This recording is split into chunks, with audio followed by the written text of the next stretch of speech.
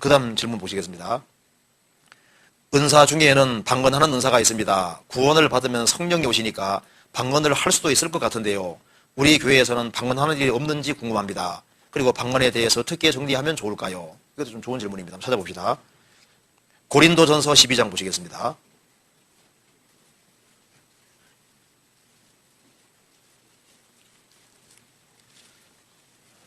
자, 12장 4절 보시겠습니다.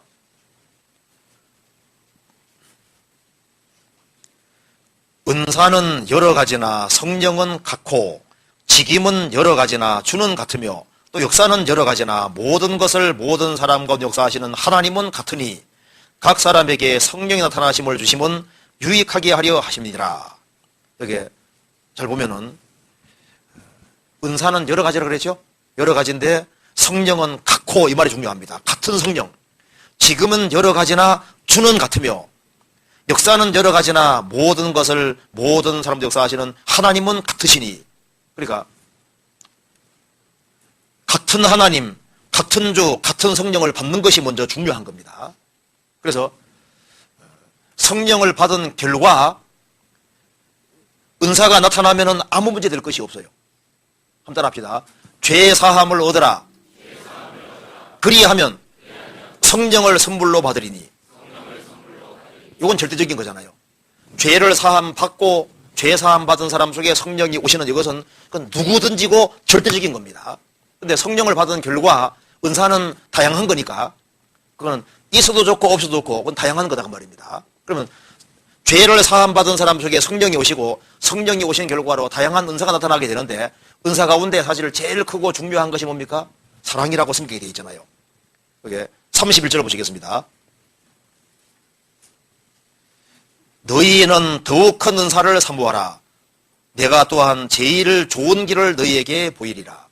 그러니까 죄를 사함 받은 사람 속에 성령이 선물로 들어오시고 성령을 선물로 받은 사람이 성령으로 말미암아 여러 가지 은사들이 나타나는데 은사 중에서 더욱 큰 은사, 제일 좋은 길이 뭐냐 하면서 13장에 사랑을 얘기하고 있는 겁니다. 그러니까 구원을 받고 죄를 사함 받고 성령을 받은 결과 정말 하나님을 사랑하고 이웃을 정말 사랑할 수 있다면 불신자들을 정말 사랑할 수 있다면 그 사람은 제일 큰 은사를 가지고 있는 거라고 할 수 있는 거예요. 우리가 성령을 받은 이후에 이웃에 대해서 오래 참고 자랑하지 아니하고 투기하는 자가 되지 아니하고 무리행치 아니하고 이렇게 하는 이유가 결국은 뭡니까? 주님을 드러내서 다른 영혼을 건지려고 하는 거잖아요. 그래서 한 사람이 구원을 받은 이후에 하나님과 이웃을 사랑하고 불신자들을 정말 불쌍히 생각하고 주님 품으로 건지는데 열심을 다한다면은 그건 가장 중요한 은사를 가지고 있다고 할 수도 있는 거예요. 그건 제일 좋은 길이다 그 말입니다. 이해되시죠? 그런데 요즘은 이렇게 됩니다. 성령을 받았대요. 그런데 그럼 거듭은 나셨습니까? 거듭나지는 않았어요. 이게 문제거든요. 그러니까 방언은 하는데 거듭은 안 왔다 그 말입니다. 이적은 행하는데 거듭은 나질 않은 거예요. 병 고치는 은사는 있는데 거듭은 안 났거든요. 아프리카의 목사님들 10명 이상이 서울중앙교회에 와서 한 달간 풀로 공부했잖아요. 하루에 3번씩 했거든요. 아침, 점심, 저녁 3번 했습니다. 근데 그분들이 얘기를 하는데요. 우리가 거듭나기 전에 다 기적과 능력을 행한 사람들입니다. 마태복음 1장에 주의 이름으로 선자 노릇하고 귀신 내쫓고 많은 군능 행하고 우리가 다 했던 사람인데 주님 말씀 모른다 그랬죠? 우리가 다 방언하고 병 고치고 기적 행하고 귀신 내쫓고 아프리카 귀신이 그렇게 많답니다. 내쫓고 그렇게 했는데 신기하게도 거듭나니까 그 능력이 다 없어져 버린 거예요. 그리고 아프리카에서 복음 전해서 목사님이 거듭나면 또 자연스럽게 방언 이적 다 사라지는 거예요. 우리가 구원 받기 전에 그거 잘했습니다. 그러니까 은사들은 가지고 있었는데 성령은 받지 않았던 거예요. 그러니까 거듭나지 않고도 얼마든지 그런 것이 되거든요. 그러니까 성령을 받은 결과로 무슨 방언이 나왔다 아무 문제 될 것이 없습니다. 그렇잖아요. 제가 어떤 자매님이 와서 얘기하더라고요. 제가요 확실히 거듭났습니다. 죄도 사함 받고 확실히 거듭났는데 그만 이거 방언 자기가 기도한 방언이 튀어나오는데 자기가 무슨 말인지를 모르겠다 그 말입니다. 그래서 이걸 해야 됩니까 말아야 됩니까? 자기도 못 알아들으니까. 그래서 또렷한 자기 마음에 은혜가 안 되니까 그냥 조르륵 나오는데 무슨 말인지 자기가 모르는 거예요. 있을 수 있습니다. 그러니까 자기가 이해가 안 되니까 마음은 열매 못 맺는 거예요. 그런 경우는 자기가 또박또박 말로 하면 되거든요. 그런 게 있을 수 있어요. 그러니까 성령을 받은, 죄를 사함받고 성령을 받은 결과로 방언이 나오든 뭐가 나오든 그건 주님이 주신 거니까 아무 문제 될 게 없잖아요. 문제는 내가 은사를 가지고 있기 때문에 천국 간다고 생각하는 건 그건 착각인 겁니다. 그러니까 이제 은사 중에 몇 가지 한번 봅시다. 고린도전서 12장 28절.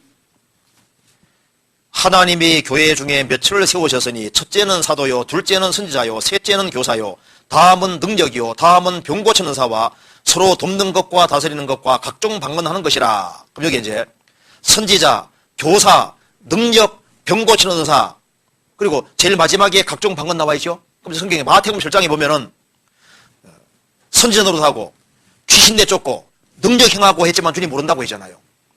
그러니까 방언보다 더 앞선 은사와 직분을 가진 사람들이 쫓겨났는데 방언한다고 쫓겨나지 않겠어요? 방언은 기독교가 아닌데도 꽤 있거든요. 그러니까 은사 자체는 구원의 증거가 될 수 없습니다. 그리고 하나님께서 원래 왜 방언이라는 것을 이제 초대교회 당시에 잠깐 사용하셨냐면 그 이유가 있어요. 성경 찾아봅시다. 먼저 호세아서 보세요. 원래 방언을 하나님께서 허락하신 이유가 있습니다. 호세아서 10장 보세요. 12장 보시겠습니다. 12장 10절. 내가 여러 선지자에게 말하였고 이상을 많이 보였으며 선지자들을 빙자하여 비유를 베풀었노라. 처음엔 하나님께서 이스라엘 백성들에게 선지자들을 보내서 말씀하셨습니다. 하나님 말씀을 정확히 전해서 말씀의 뜻을 알게 했는데 그래도 말 안 들으니까 하나님께서 이상을 많이 보여줘서 이제 선지자들이 어떤 이상 같은 걸 받아가지고 이스라엘 장래 같은 걸 계속 깨닫게 도와주잖아요. 너희들 이렇게 망할 거다. 그래서 바벨론 쳐들어와서 어떻게 될 거다 다 알려주셨잖아요.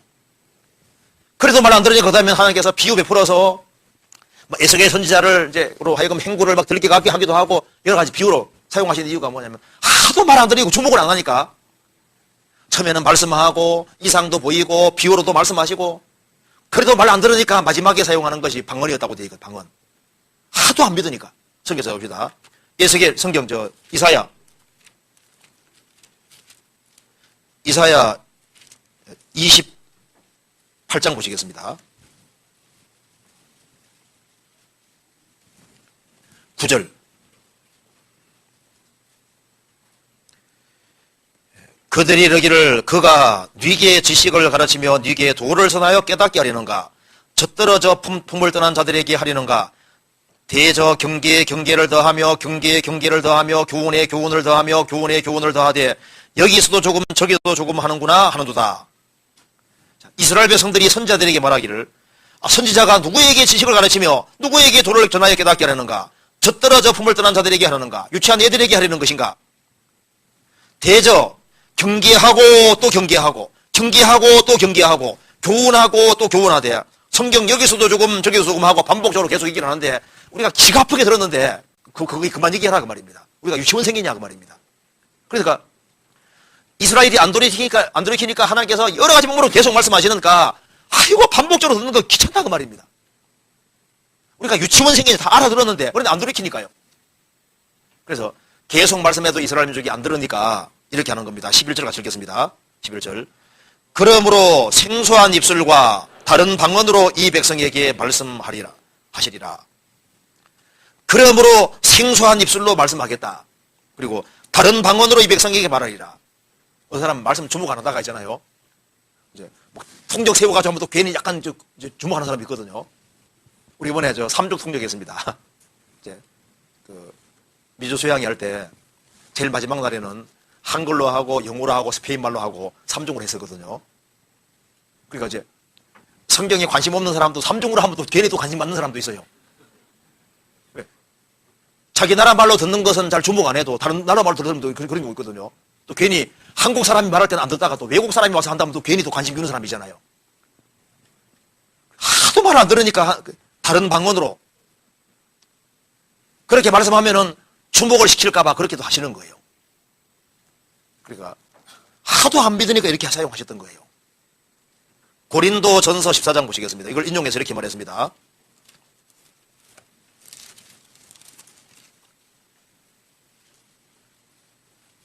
(14장 21절)